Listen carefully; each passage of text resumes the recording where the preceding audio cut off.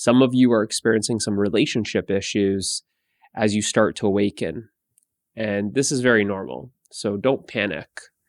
The relationship is very much a catalyst for the awakening process. It will speed up the process of awakening because you are in a relationship. The relationship will create this friction. You'll start experiencing more and more friction in the relationship, which will really create that catalyst to start that fire within yourself. And one way to look at it is that your partner, instead of looking at your partner as, oh, my partner is totally unconscious and they're always getting triggered and they're triggering me and we seem to be at each other's throats quite often now, instead of looking at it that way, have the attitude that your partner is actually your teacher. It might be difficult at the start, which is pointing to there's some pride that's in the way. This arrogance, this pride is an obstacle to the awakening process.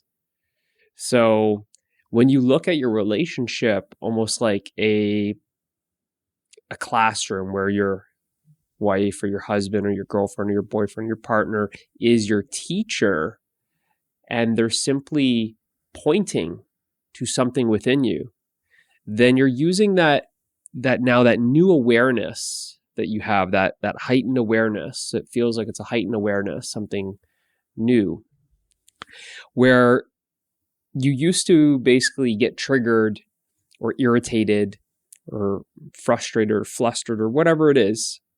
And you used to kind of see it as that's outside of me. Like that's them doing that. They're the cause. So there's blame and only looking outward.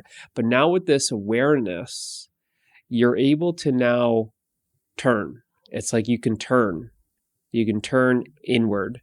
So, and you can catch things as they arise in the moment. You can catch it. Or just after it happens, you can now self-reflect. You can look at yourself. You can turn around kind of thing and really start questioning, like, what was it that was really irritating me? Why did that reaction? How did my wife get that reaction out of me? Why did what she say just really felt like it hurt me?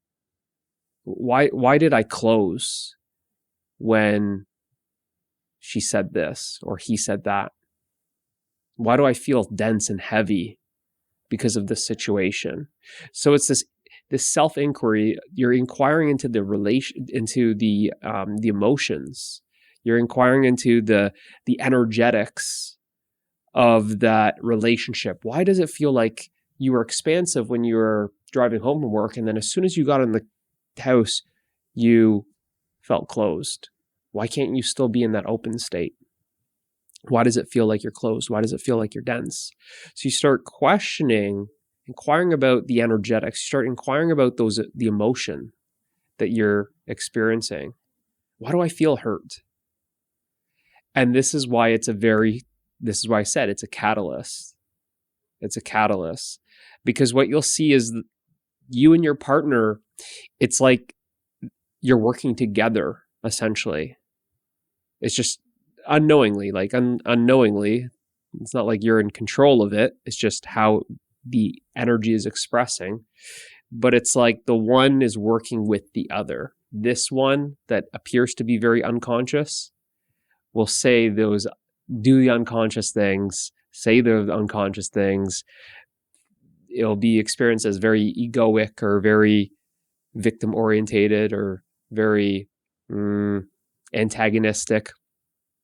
And it will get the reaction out of you. And it's like, it almost feels like at the start of awakening that's happening more and more. It feels like that. It might be the case, or it might just be that you're more aware of it, that's always been happening, but now you're just aware of it. Now you're seeing it. You're seeing the mechanisms of, let's say, your partner, what they're doing to get a rise out of you or get the reaction. And then you're able to also see how you're reacting back. But now that you're more conscious, you're becoming less reactive and thus more responsive. So you'll see how she's reacting to situations or he's reacting to situations, and then you'll see that your reactions are coming, and there's going to be this split second before the reaction comes out that you're now given the opportunity to respond instead of react. You might not be that fast, or that it takes some practice, you could say, at the start, but you'll start catching it just after. It'll kind of feel like a reaction came in, and then it was kind of like it's like regain consciousness. And it's like, well, why did I make that reaction? Where did that reaction come from?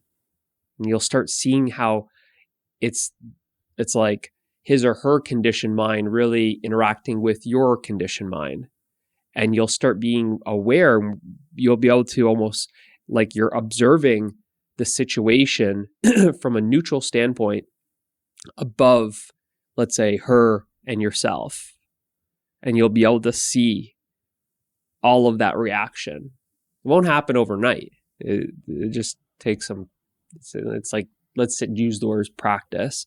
It'll feel like it takes some practice, where then you're able to just basically, it's like see her reactions, and you're able to see the reactions of your mind. That's where you're not in the mind. You're able to basically watch, and that's how you're able to become more and more aware of your conditioned mind, is because you're able to watch it. It's like you're watching like an animal and how it's reacting in the wild. You're able to see, right?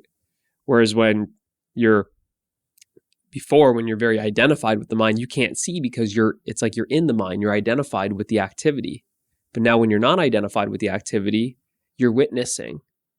A witness, just like a witness in a crime, is not involved in the crime. You're not involved in the activity, you're witnessing the activity. And because you're able to witness the activity, you're able to watch it objectively. And you're able to see the mechanisms, what's happening. You're able to see it. And you're able to see, why is that reaction coming out? Oh, that reaction's coming out because obviously, let's create a scenario here. She said something, you feel hurt, then there's the reaction to defend yourself and almost go on the offense and try and hurt her back with some comment. But what is it? Then it's, instead of just looking at what she's doing, wait. What's getting hurt here? Where's that wound? Why did that hurt? So then it's going inward more and more, which then, like I said, is she's your greatest teacher, he's your greatest teacher, because she's really pointing, or he's really pointing to something that's within you. It's like they're pointing out you're still reactive there. You're still hurt there. Oh, that's a reaction. This is conditioning. That's a program. It's because you believe that. So it's pointing out all the things that you're still unconscious of, that you're still unaware of. And that's where it's a catalyst, because then you're becoming more and more aware of those things a lot faster if you weren't in that relationship.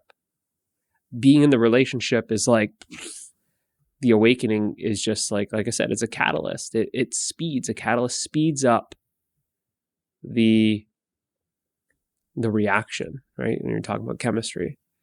But in this case, it just speeds up the process, right? So it speeds up the process, the fact that you're in the relationship. If you're just by yourself, probably wouldn't speed up that much, because all these things wouldn't be getting poked at and reacted. It's because the partner's poking at things that you're now, I'm aware of that now. I'm aware of that now. You're aware of things.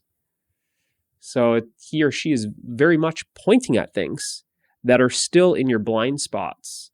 And because now it's like pointing at something, and then that thing makes a noise. There's a wound, and that's kind of screaming out. There's a belief. Now it's getting your attention. It's getting I wasn't aware of that. I wasn't aware that I still had that belief. I wasn't aware that there was that pain there that was still repressed, right? So now you become more aware of those things. So, like I said, is one is you don't want to get so prideful and arrogant. I'm at a higher level and she's at a lower level, or he's at a lower level. That does not help, because pride closes you. Arrogance closes you. When you think you know everything, when you think you're better, you're coming from this place of closed, which means you're not open. You're not open to seeing it. You're not open to continuing the evolution, to continuing the process. So that's a huge obstacle for a lot of people. This kind of developing this spiritual narcissism. Oh, I've had this experience, I've had a glimpse, and I've got this new awareness that you don't have. Oh, you're less than me, right? People get into that. Watch out for that. But to have this mindset, this beginner's mindset, you could say, this beginner's attitude, where I'm new. I want to learn more. I want to discover more and more. What's still hidden? What's still hidden? Because it's all about making the unconscious conscious, right? Fully conscious. It's like you see everything. You see everything clearly, right? So that's what's kind of happening in that process. Now, I'm not going to lie to you. It's not going to be fun.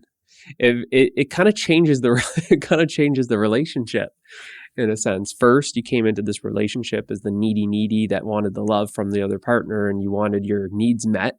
Now something changed, some experience happened, some awakening happened, and then you're seeing that it's like there's different levels, that you're on a different level, and a lot of the stuff, it's like you're not relating the same way. Less to talk about. You can't talk about this stuff. A lot of the stuff just energetically is not resonating with you. Watching the shows or the movies that you were watching with each other just doesn't work, right? So it feels kind of like you might feel like you're being growing apart, but there's always like a reason for it's not by coincidence that you're in this relationship, right? So it's very much, it's a springboard. It's a catalyst for yourself. So the relationship can change from being what a lot of people might kind of start experiencing as more bitterness in the relationship, where then just it's about valuing the relationship, making the relationship work, where you use it as like a spiritual practice. The whole life is you can practice in any moment, right? It's the training field. So use that relationship to work on things, less reactive, more compassionate, more loving, right? You're just using it because with that awareness, you're going to start seeing it's bringing out a new quality in yourself. It's like there's more qualities that you're tapping into, the more the consciousness is really flowering within yourself, that it's like, oh, I didn't know about that aroma, and this is a new aroma, that's a new scent. It's because it's flowering, right? It's like a flower flowering. You smell, right? And that's just more love. So then you're bringing that love to that relationship. You're not looking for the love in your relationship. You're bringing it to the relationship. You're sharing it in the relationship, right? The compassion, the love, the care, the kindness, that openness, right?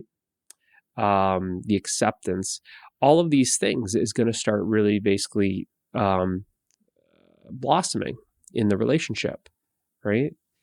And when you're using it as as a practice to see deeper into your psyche and your own conditioning patterns, again, the more you use it like that, then the more you're healing yourself. Then you're only benefiting your relationship more. The more you heal, the more the relationship is going to improve, right? So try shifting the mindset. Be open-minded to even looking at the relationship like this, and you can see that it's a blessing in disguise, and it's there to serve you, to help you evolve. So hopefully this is helpful. See you in the next one.